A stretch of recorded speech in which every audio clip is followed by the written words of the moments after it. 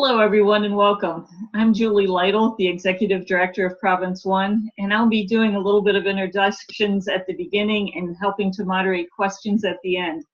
In the middle, we're going to have a wonderful presentation by Stannard Baker and Janice Grinnell on General Convention from the perspective of a deacon.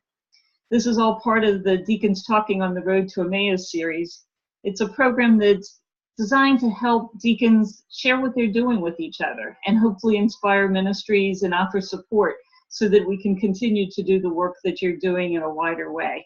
It's all inspired by the story of Caiaphas and the other disciple who were recounting what was happening in Jerusalem as they were walking on the road to Emmaus. And they experienced a stranger in their midst who happened to turn out to be Jesus. So we can share our stories in a way of recognizing where Christ is present in what we do and how we do it. It's sponsored by the New England Deacons Network in collaboration with the Episcopal Province of New England. It's a free, live, interactive web conference, and this is the last one for this academic year. We'll start back up hopefully again in September. They typically happen on the third Thursday from 7 to 8 p.m., and all of them have been recorded and are available on the Province 1 website under the Deacons Ministry, under the network page. So feel free to go find them and see what else we've talked about during this year.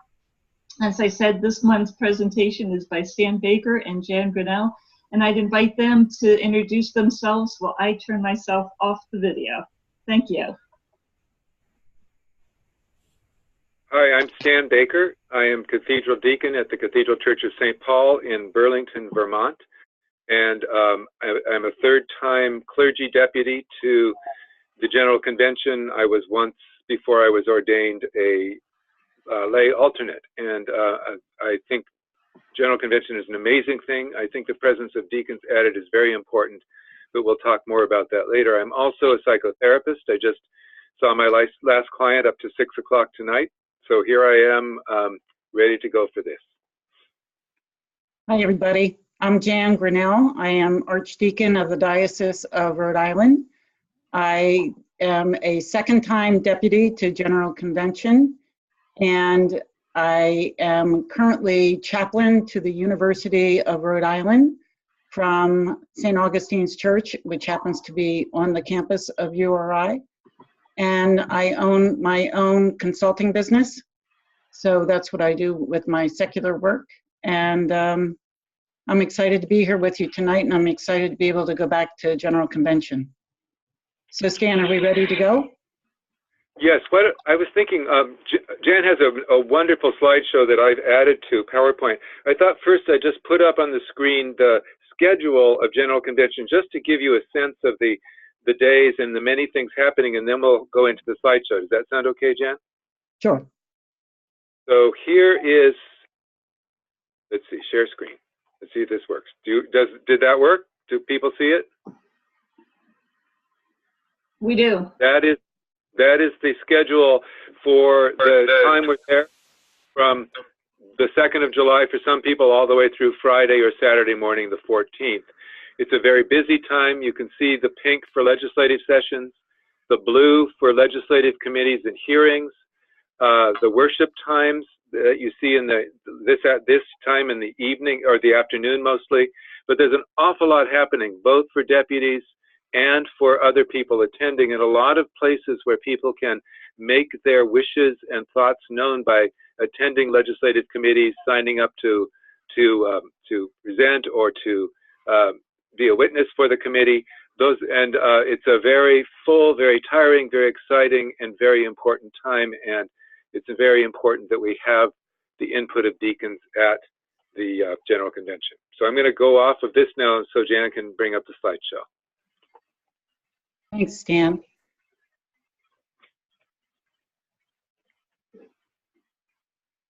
So let me just start by reviewing for us what the fact that General Convention is really a bicameral convention of the Episcopal Church. And I think we all know that the other half of the gathering is the House of Bishops. Stan and I are in the House of Deputies until they elect one of us as bishops, and then we will move over there.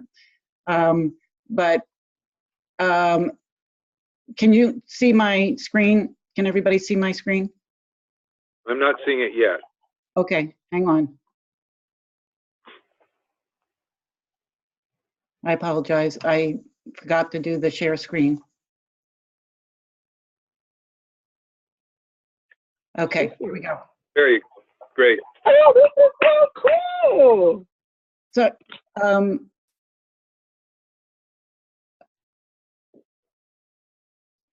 okay, so if you are not a presenter with Stan and me, would you please just mute your speaker so the recording doesn't pick up the background noise? Thank you. So just a quick summary of the General Convention. The purpose of us gathering is to set mission priorities, pass a budget that will govern the church over the triennial, and the policies of the Episcopal Church. Obviously, we meet every 3 years, and we approve changes to both the Constitution as well as the canons, and that usually does come across in some form with the resolutions as we move through convention. And it's very interesting, I think, that the House of Deputies, unlike Congress that we're modeled after, the House of Deputies has an equal number of clergy and lay deputies elected, and there are 109 dioceses that come together, and then one convocation from the congregation that is in Europe. And this is very important for you to know because also, as in Congress, deputies are not instructed to vote one way or the other. We are not there as puppets of our bishops or anything like that. We are there to be present with our own best selves and come to understand where the various issues are being presented, where they come from, and the various positions. We listen to a lot of debate on the floor. There's a picture of what the General Convention looked like at the last convention in the upper right-hand corner. And really to be led by the Holy Spirit. And the things that Stan was showing you in the schedule that I found so impressive with my first convention, which was the last one in 2015, was the impact that I felt of the Holy Spirit and how when we were in worship, it was phenomenal. But even when we were on the floor, we began with prayer, we began with music, and there was just sense of the Holy Spirit being in that room and very, very active. It's an exciting. I just jump in here with the note I wanted to make and then turn it back to Jan. That's why we're called deputies, by the way, and not delegates, because we come from leading of the Spirit. The other thing I just wanted to say quickly is the polity of the Episcopal Church is very special in the Anglican Communion because when the Episcopal Church began in the United States, there were no bishops.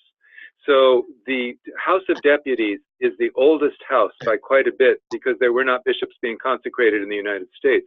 And that's one reason, and we were formed about the same time that the United States Congress was being formed. So we have this sort of mirror image, and it's very important because the House of Deputies is as powerful, or more so, I don't know if there are any bishops on, than the House of Bishops. So we have to pass anything. They cannot pass things over our head, which is very much like the U.S. Congress and a very powerful part of the polity of the Episcopal Church. So we really have a church that has full participation of clergy, laity, and bishops without one having more sway over the other. And I think that's an important thing to remember as we move forward. Okay, back to you, Jan. Thank you, Stan. So here's an interesting fact. You saw that there are 109 provinces, and if you multiply that out by the number 4, you have 436 clergy delegates and the same number of lay delegates. And with that number, out of the 436, 26 are deacons. So if you are on this phone call and you are a deacon, I encourage you to work from this time until you're 3 years from now, when your diocese has the election for deputies, to start promoting yourself as someone who would be interested in serving as deputy, because it's pretty phenomenal that we have 26 and we're growing, and we have 13 alternate deputies that are deacons, but we need more. We need our voice to be heard on the floor. If you are, when I first, 3 times ago at Indianapolis, I think people were coming up to me and saying, "You're a deacon. How did you get to be a deputy?" And I said, "Well, I ran." We have an ideal platform to run on, and I don't mean this to be funny, but I said when I was in the diocese and running for deputy, the General Convention needs deacons. They need our view. We are the connection between the church and the world, between the chancel and the nave, if you will. We represent the people. We walk with the people. And that voice is essential at General Convention. And I felt that the people at our diocesan convention in Vermont really heard that and agreed with that. So I think when you run as a deacon and make that part of why you should be there, because our view is unique and powerful and important for General Convention. absolutely, and you need to promote yourself. You need to become visible. And one of the ways of doing that also is to serve on the various councils and committees in your diocese and run for those positions as well.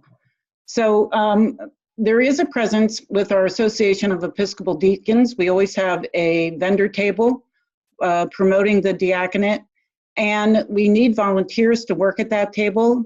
The link that I'm showing on this screen, Janice Grinnell is the person who is coordinating people to work both at the booth as well as possibly come and participate in the Eucharist at the table and in the distribution of the elements. So please consider doing that, especially if you're within driving distance where you might even be able to come for a day. That would be awesome to have you. AED will also be tracking the legislation during the convention and dispersing information to the deacons on the floor. We will be having them participate in the various debates or conversations that happen in the legislative committees. And they will also be helping to prepare the prayers of the people for each of the Eucharist. So we will have opportunities for people who aren't deputies to participate in General Convention, and Jen is the one that you should be in touch with about that. As Stan said, it's important to have our voices heard, and both Stan and I are fortunate enough to serve on legislative committees. Every deputy does not serve on a legislative committee. The legislative committee members are appointed by the President of the House of Deputies.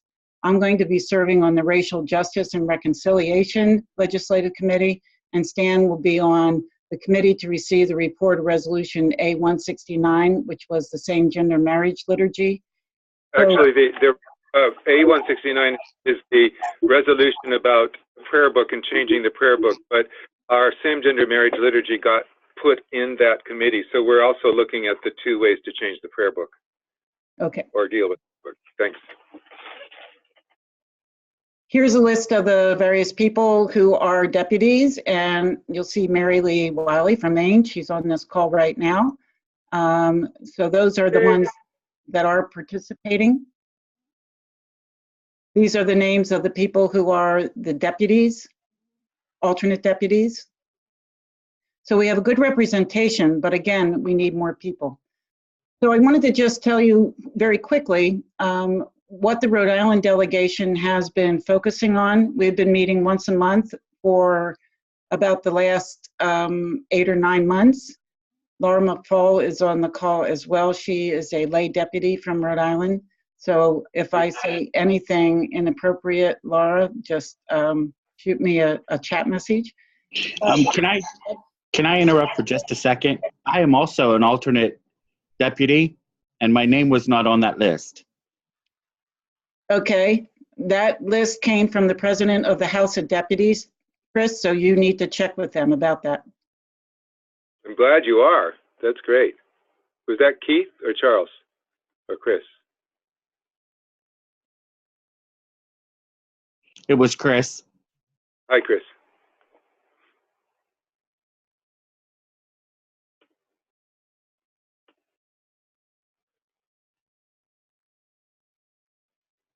Jan, I think you're muted.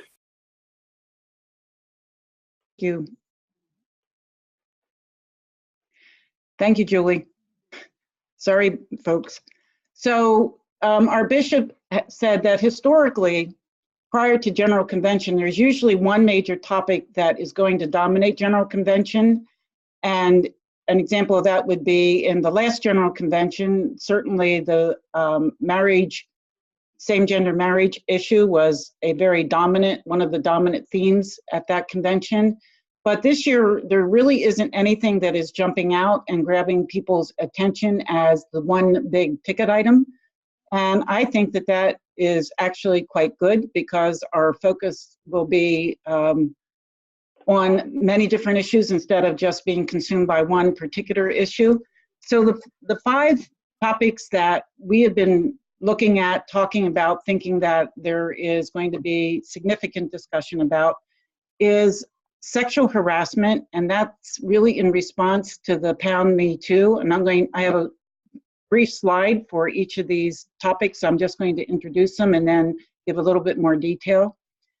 The President of the House of Deputies appointed a committee to look into that and to come forward with resolutions, and we'll talk about that in a second.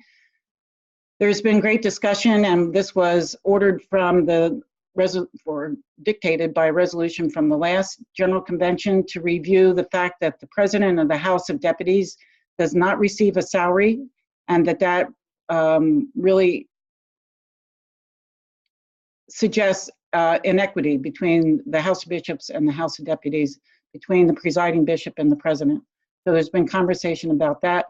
Revisions to the Book of Common Prayer, and we'll talk about that. But the House of Bishops seem to be in some kind of an agreement, according to our bishop, that they are looking to try and find a common ground with the constitutional amendment rather than a call for a complete revision of the Book of Common Prayer. And then the final one that has surfaced within our province is the opioid crisis, and the province has submitted a resolution calling all dioceses and parishes to respond to the opioid epidemic, which is extremely significant here in New England. We have a very high rate of opioid deaths. So the first one, the sexual harassment, the President Gay Jennings appointed a 47-member panel to review what was going on within the church specifically, looking at the sexual harassment within our church, and formed 5 subcommittees, and there are resolutions coming out of each of these subcommittees: theology and language, structural equity, Title IV and training, truth and reconciliation, and social justice for women. One of the things that we have noticed, and is somewhat surprising at this point in time, when we go out to the virtual binder to look at the resolutions that have been recorded and are visible to us, there are only a few over 200 resolutions that are out there, between 200 and 300 resolutions. And we have heard that there has been as many as 1,000 resolutions that have been submitted. So we have not seen all the resolutions to this point. Another important topic for the Rhode Island delegation is, and I think this is of great importance to the deacons too, the President of the House of Deputies is a non-stipendiary position. Does that sound familiar to anybody on the call? And when you look at the amount of work and the scope of that particular office, it's pretty phenomenal that there is no compensation for that position. And what that does, it causes somewhat of an inequity in terms of people who can actually run for that office, because you would have to be, let me back up and say, the President of the House of Deputies does receive expenses paid. So for her travel, for her staff, etc., she receives a budget for that. But in terms of a salary, there is no salary, and it really is a full-time position. If you know anything about the work that she does, the travel that she does, she is probably putting in more than a 40-hour week if I was a betting person. And so when you start looking at that, it sounds very similar to the arguments that some people are engaged in, or discussion that some people are engaged in, between the concept of the deacon being non-stipendiary And so I find it interesting that this conversation is starting, and I have made little bits of chatter about the fact that, well, if we get a salary for the House of Deputies, perhaps somebody will start thinking about deacons in a different light. Because when there is no salary for these positions, it limits the access, the accessibility for people saying, I want to be president of the House, or I want to be a deacon. And some people just can't do it because of their own life circumstances. I also think, Jan, I also think that I know that the presiding bishop we have had a female presiding bishop, but not usually, and gave, of course, is a wonderful woman as president of the House of Deputies. So I think it also fits into gender equity in terms of salary and pay. It sort of goes, I agree with everything you've said. And I think it also relates to the co-equalness of the House of Deputies and the House of Bishops. So I think it's a very important issue. I'm looking forward to that conversation on the floor, that's for sure. Yeah. And I am sure that that would be one thing that AED will be tracking for us, because it does, in my mind, it could be a future impact on the diaconate. Mm-hmm. And then the last item from the Rhode Island delegation is the revisions to the Book of Common Prayer. There are currently 9 proposed resolutions in the virtual binder for us to look at. But one of the things that I alluded to when I introduced this a few minutes ago was the fact that our bishop was talking about, and I think his position is at this point, that it makes the most sense to try to find some kind of a mechanism that alternate liturgies can be allowed, can be added as valid liturgies for officiants to use at their choice, in a way that does not require the 9 years or whatever it takes to revise the Book of Common Prayer to get it included. And I am not as astute on the canon law, and Stan, maybe you can help here, in terms of what it takes to change the Constitution. I don't think that that is quite as hard as it is to change the Book of Common Prayer. Is that correct? The book, as it stands now, and one of the things I'll talk about is if we have 2 readings at 2 consecutive general conventions, we can change parts of the Book of Common Prayer. I'll say a little bit more about how the liturgies might be put in the Book of Occasional Services as also an alternative that makes them available to everyone. But you're right, it's much harder to change the Constitution. There is a proposal to change the Catechism to reflect gender-neutral language in the marriage part. So, I'm sorry, there was the 5th one is the opioid crisis resolution.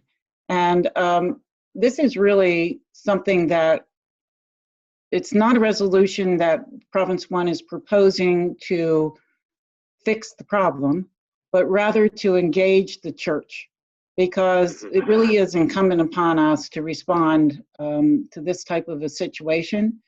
And I don't know of anything that might be more critical at this point in time in this country, because the numbers just continue to rise.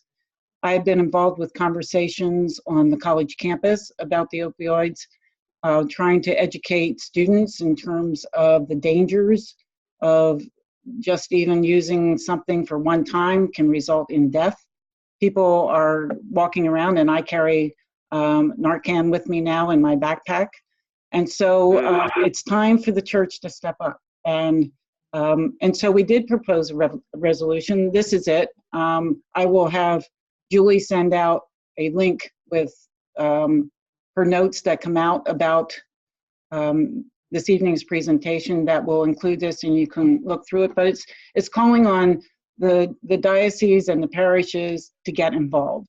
And the one thing that I heard about today, which was quite exciting for me, there's a parish here in Rhode Island, St. Michael's in Bristol, Rhode Island, that has just opened up their parish hall to a recovery center and having people use their facilities for services to people, free services. It's not going to cost people money to go in and get help if they're fighting any kind of alcohol or drug problem. And I am very pleased to know that that kind of thing is starting to go on within our own diocese. So, so there are lots of ways to learn about the convention.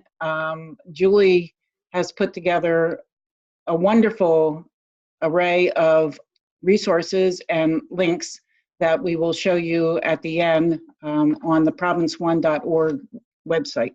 So I encourage you to look at this information. It's difficult to talk about it in such a short time.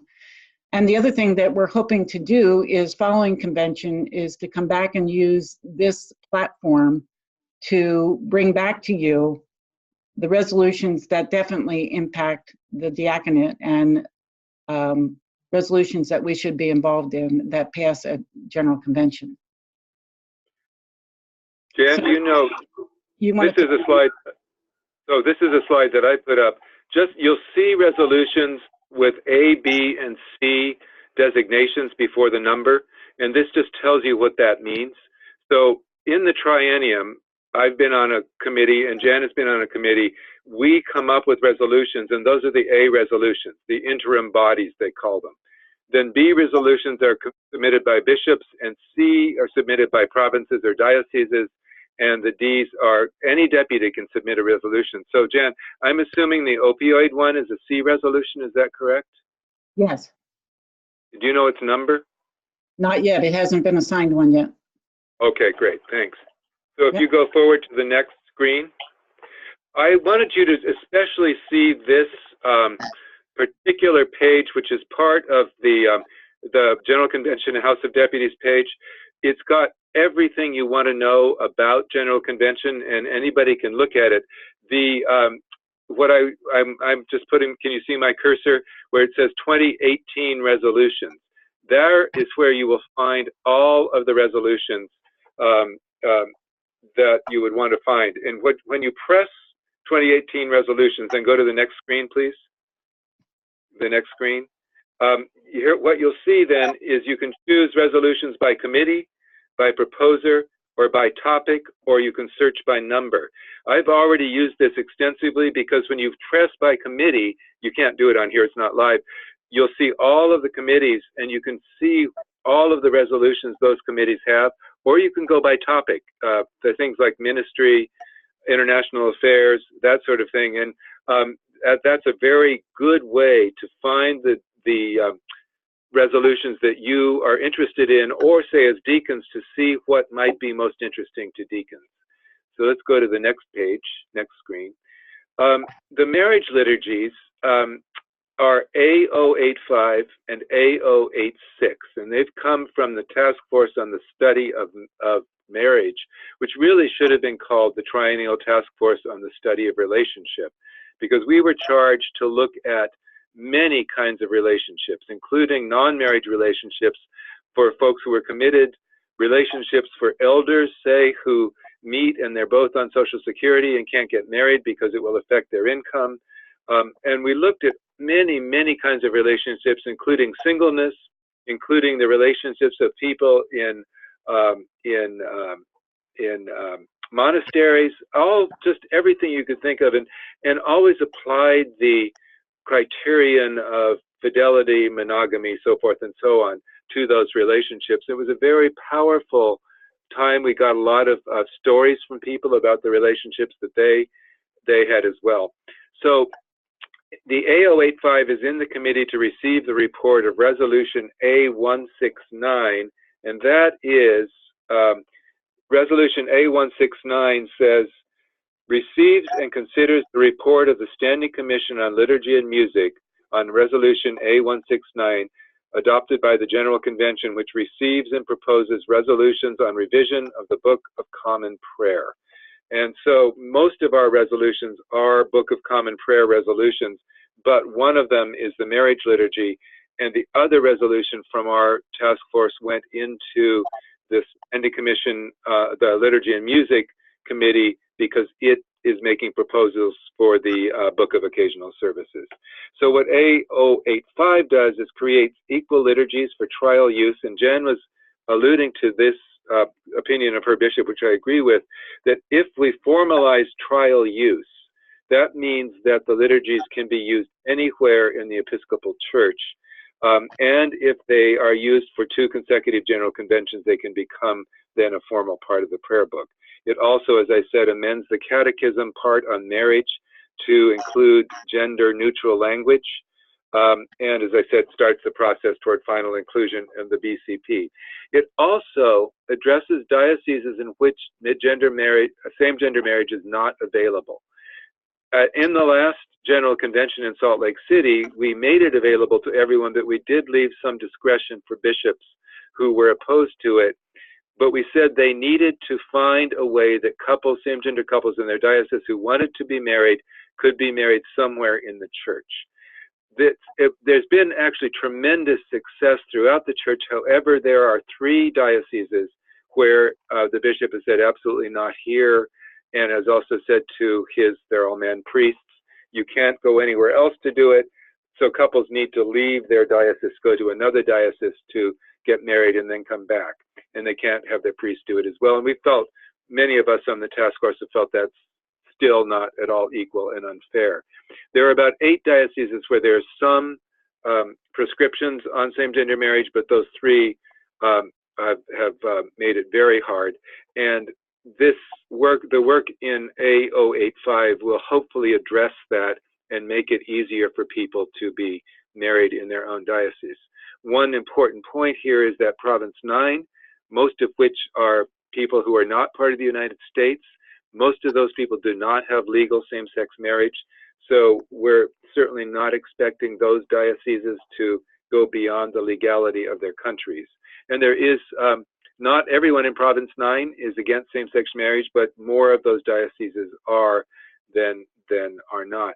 This particular work has received quite a bit of attention throughout the Anglican communion, especially from the Church of England.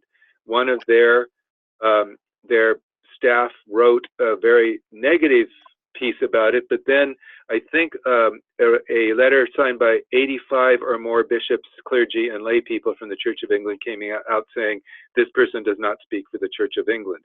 So it's created a lot of interesting conversation. I don't think we're going to have the hordes of people testifying that we did in other conventions, but I think we'll have quite a few, and we're planning to do those hearings early in the week because we can't, a committee cannot move on a resolution until there's been a hearing on it. Then the other A086, as I said, is in the Standing Commission on Liturgy and Music Committee, and they are proposing a liturgy for the Book of Occasional Services that could be used in that instance that I said, where, say, older people, I'm an older person, older people who are taking Social Security and would have their income affected by getting married, or people in countries where there is not legal secular same-sex marriage could use that for church blessings. So next slide. Here is A086, and you'll see the language there. I'm not going to read it out loud to you. I'll just give you a second to look this over. Well, I will say this right is intended for use only in jurisdictions of the Episcopal Church in which the couple desiring marriage are of the same sex, and the civil jurisdiction in which the marriage would occur does not allow marriage of same-sex persons, and also could be used for people, as I said, who for financial reasons can't be married. Next slide. I, just out of interest, pulled out the resolutions coming from committees on provinces. And we are unique and lucky here in Province 1 in New England to have a vital province where we talk to each other, where we get together, and we have an amazing leader in Julie.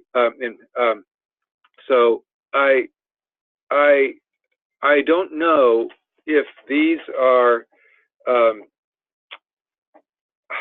haven't looked at these all carefully, and I'm not sure anybody else has, but I'm going to before I go to the to General Convention, because I think it's really important that we both educate people about the health and vitality of Province 1, and also hold ourselves up as a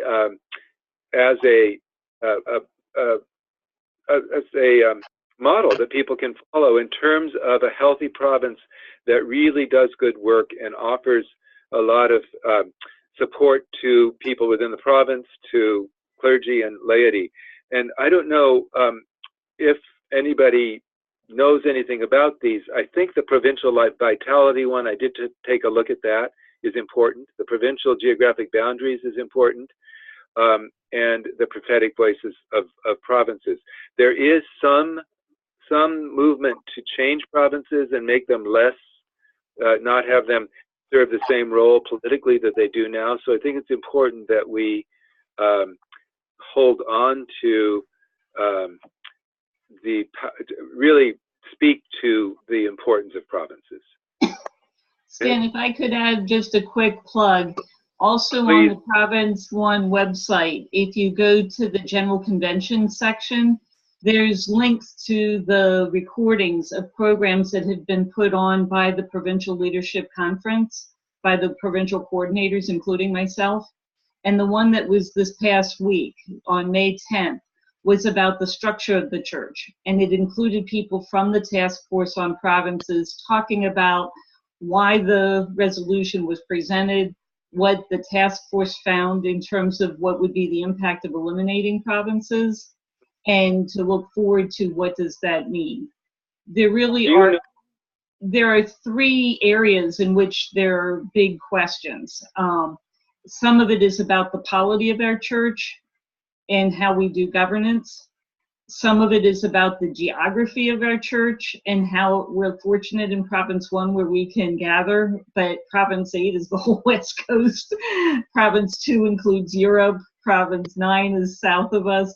So there's some real geographic challenges in some of the ways provinces are set up.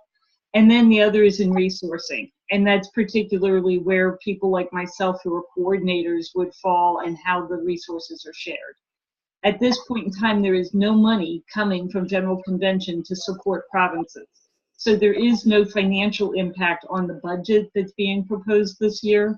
Any province that exists because the dioceses continue to support it. And that's where some dioceses are not seeing a benefit for what they think they're being asked to contribute. Do you know in these five resolutions, if are there some there that you've looked at that you think are particularly important for us to follow as deacons? I think the big question that's being asked is what canonical role should provinces have? And that goes into particularly the selection for how people are represented on executive council, as well as the different task forces and committees that are appointed by the executive council and the church. So Mary Buddy, who is a part of that structure web conference, gives her arguments as to why we should not canonically have decisions being made from a geographic entity, that there should be a body that's church-wide that is making those recommendations. So listen to the web conversation and you can make your own decisions. Great. Thank you. Next slide. These are some of the resolutions that I picked up as important. There's been a lot of work on the episcopacy, on bishops. I have not read that yet, but I understand the report is well worth reading, and I'm glad that folks are looking at the role of bishops in the church. There is in my committee, the prayer book committee, 2 resolutions on creation language in the prayer book and making sure that creation language is held up as important. I found just in going through this A093, which is you'll see a copy of that later, so I'll wait on that. Then I talked about the structure of the provinces. And when we had our deputation meeting here in Vermont, Tom Little felt there would be some interesting debate on the resolution on the status of Cuba, on bringing Cuba back into the Episcopal Church as as a diocese, which I guess is not a foregone conclusion. There may be a process that needs to happen, so that will be something to follow as well. And as we all look through the resolutions by topic and so forth, I'm sure we'll find more, and I'm looking forward to the AED coming up with the things that they feel deacons should be following. And I know that email has just been sent out to us, I think by Maureen, right? Asking us to let the AED know what we feel the important resolutions are. So next slide.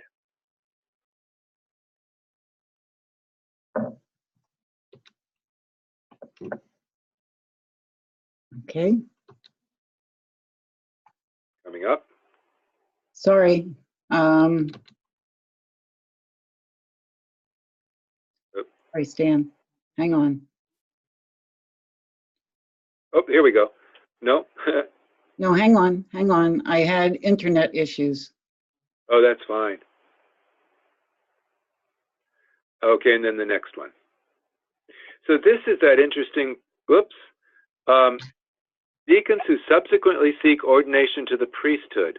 I guess I was not up enough on the canons, 3.8.7F, that you'll see what's been struck there. This is about vocational deacons who might become priests, and I think, if I read this correctly, what it's doing is giving the diocesan bishop and the Commission on Ministry of the diocese more power in making that happen. I don't have an opinion about this. I just thought it was an interesting resolution, and it seems to be a change to make the postulancy and candidacy requirements more under the jurisdiction of the bishop and the Commission on Ministry. So it says it's just to clarify it, but I didn't even realize this was a canonical thing. So Jan, I don't know if you have any thoughts about this or if it's something you were aware of. Actually, I was not aware of it, and I'm on our Commission on Ministry. So it's good that you brought it forth. Thank you, Stan. You're welcome. And there ends, I believe, my stuff. So is this a time for questions, or where do we go from here?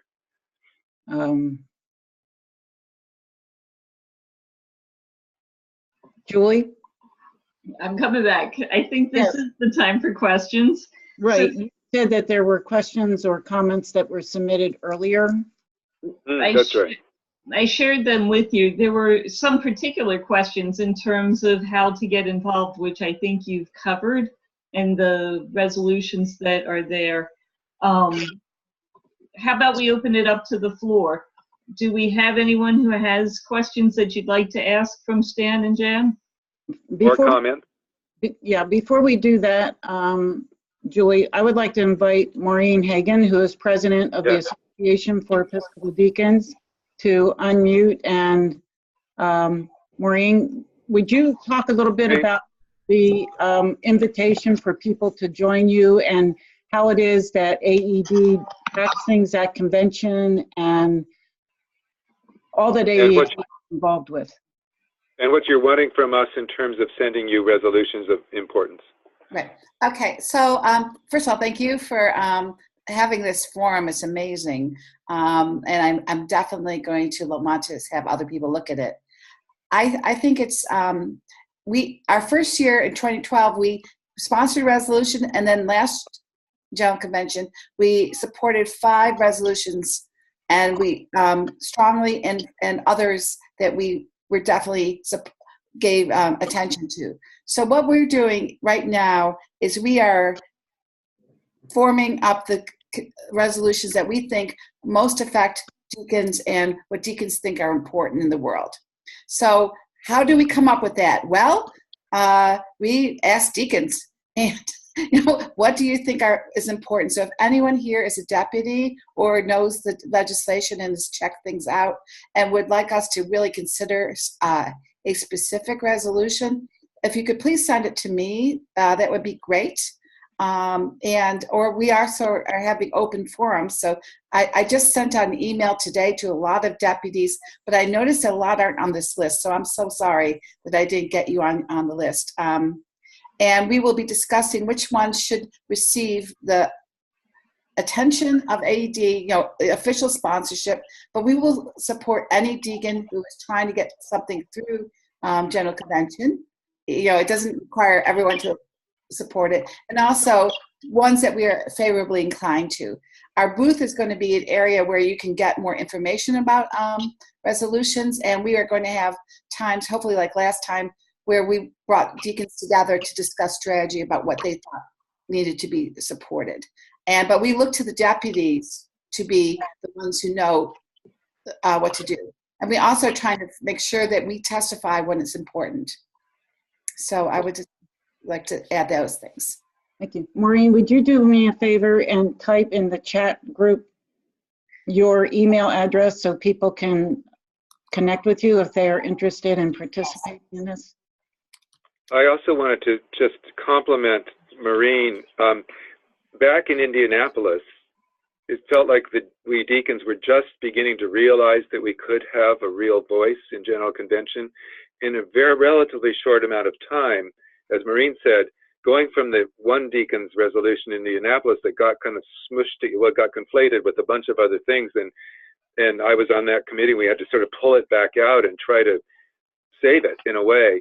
And I think people were not used to deacons speaking up and saying, "Hey, you cannot ignore us." And then just 3 short years later, 5 resolutions with good support from deacons, and they all passed. And I think Maureen and others have been instrumental in that. And it's so thrilling to see the voice of deacons in a very relatively short amount of time in church history time become a major voice in General Convention. And I don't think in Salt Lake City, and I'm sure in Austin, I don't think anybody's going to be saying, well, how come the deacons are, there was really 6 years ago, very strange, rather dismissive things being said, and I just don't think that's going to happen anymore. Do you agree with that, Maureen? I think so. And instead, I want to thank you for all your support you gave us and all the insider things, because we really were naive when we first started. And you were very, very supportive of us and gave us a lot of very good encouragement, because a lot of us are not deputies. And how do you advocate effectively? We know how to do it in our legislatures, but now we're doing it. We want to do it in the church. And just a quick, at our conference in February, we had Gay Jennings.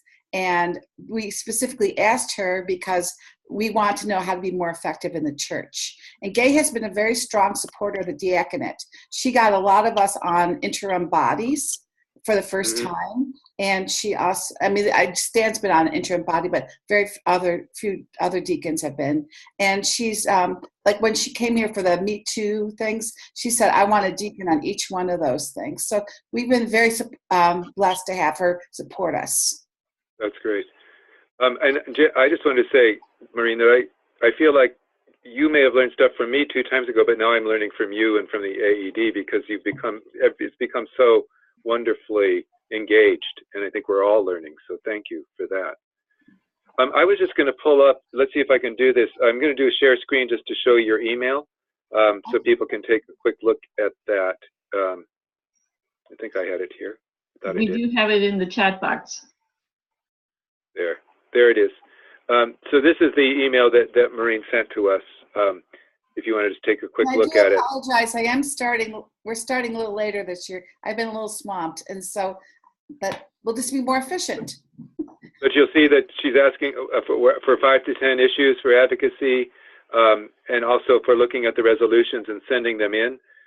So we get down to 10 by the next week, and I think that's a reasonable piece. So you'll send this to people who don't have it. Is that right, Maureen? Right. Right. Anyone who wants this, please. In fact, Julie, if there's a way that can be sent on to people, is there a way you could do that?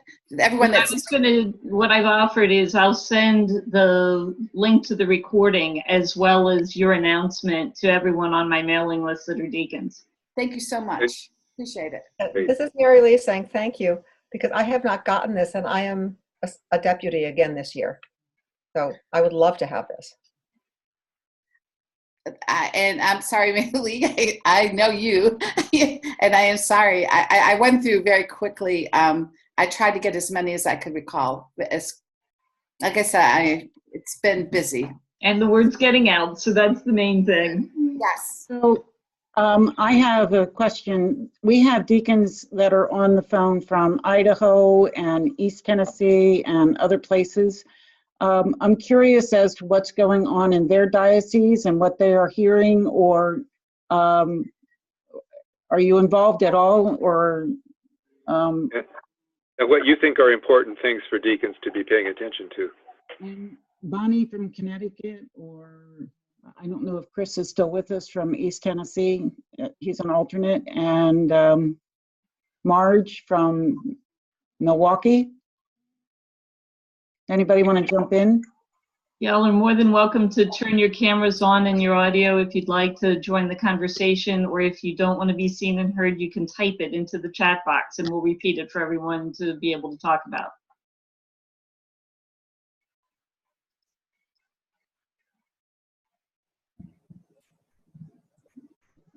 Hi, Catherine. Hi. Do you have a comment or question? No, I just haven't had time to look at any of the resolutions, but I certainly will, because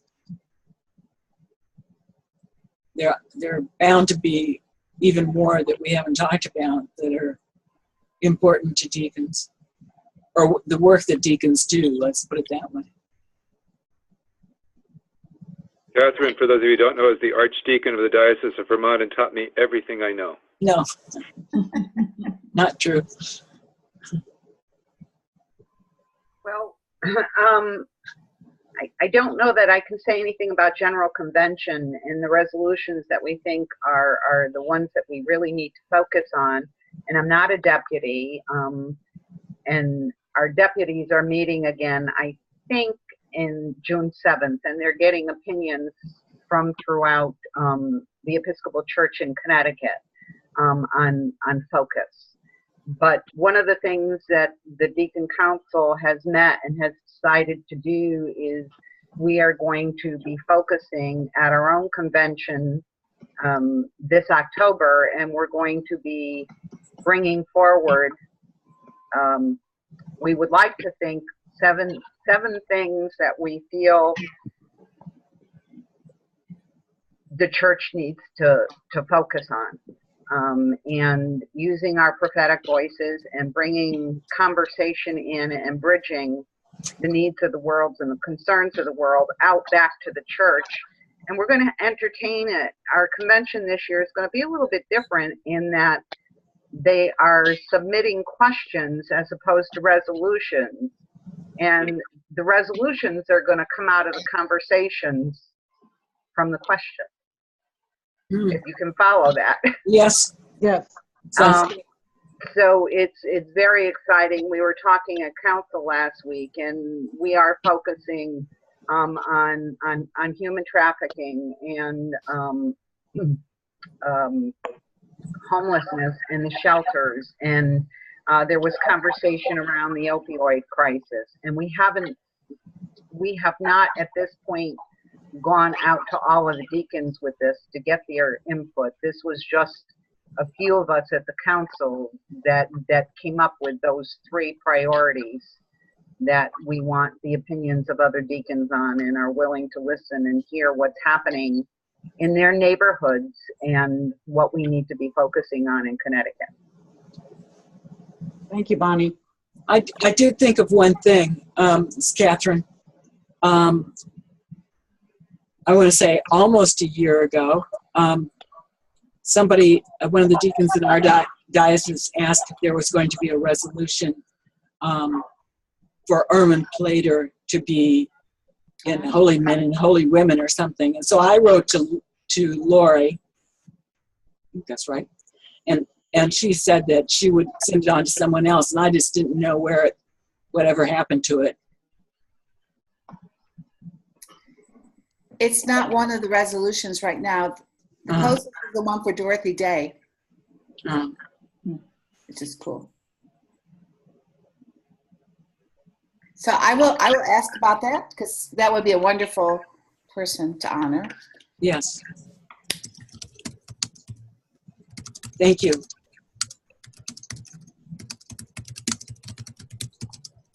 Keith, is this Keith Yes. from New Jersey? Mm-hmm. Hi. Hi. Are you going to Okay. share something with us, Keith? Yeah, I was just going to say that I believe somebody has to be dead for 50 years before they can be included in the holy men, holy women, things like that. Okay. With exceptions, of course.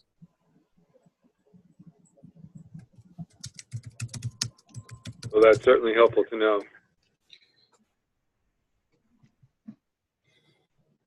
Oscar Yeah, Romero has not been killed, has not been dead 50 years. No. I believe he's in it. Mm-hmm. I wanted to say a word about, I'm sorry, am I jumping on somebody? No. You did.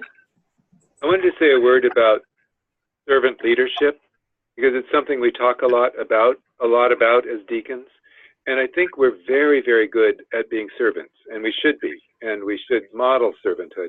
But we also need to remember the other half of that is leadership. So I think to be really, truly effective servants, we also need to be effective leaders. So I think part of this webcast, part of what we're talking about in terms of our voice in General Convention, is to remember the leadership part as well as the servant part.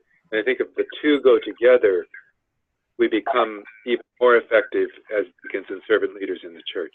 So that's my plug for servant leadership, for both sides of the equation of servant leadership. It's good. Absolutely. Julie, did we miss any questions that came in prior to the? I just double checked. We've covered them all. So if there's nothing else that folks have to share, should I wrap up? Yes. Sure. Mm-hmm. So I just want to remind you all that this has been part of the Deacons Talking on the Road to Emmaus series. We're really grateful to have had Stannard Baker and Janice Grinnell to present on the General Convention processes and ways that the diaconal perspective can be raised up. I am eager to hear ideas for topics that we should include going forward, and I've put my email address into the chat box, so that if anyone would like to volunteer to share some of what you're doing in your ministry, or if you have ideas of some people that we should be recruiting to have as a part of this program, I'd be happy to get those recommendations. What I thought we could do as a closing is to offer the Franciscan blessing. So if you could take a moment to take a breath and allow yourselves to listen. May God bless us with a restless discomfort about easy answers, half-truths, and superficial relationships, so that we may seek truth boldly and love deep within our hearts. May God bless us with holy anger at injustice, oppression, and exploitation of people, so that we may tirelessly work for justice, freedom, and peace among all people. May God bless us with the gift of tears, to shed for those who suffer from pain, rejection, starvation, or the loss of all that they cherish, so that we may reach out our hands to comfort them and transform their pain into joy. And may God bless us with enough foolishness to believe that we really can make a difference in the world, so that we are able, with God's grace, to do what others claim we cannot be done. Thank you all for continuing to make a difference in the world. God bless. Amen. Thank you, Julie. Thank you, Julie. Thank you, everyone. Thank night. you. Bye.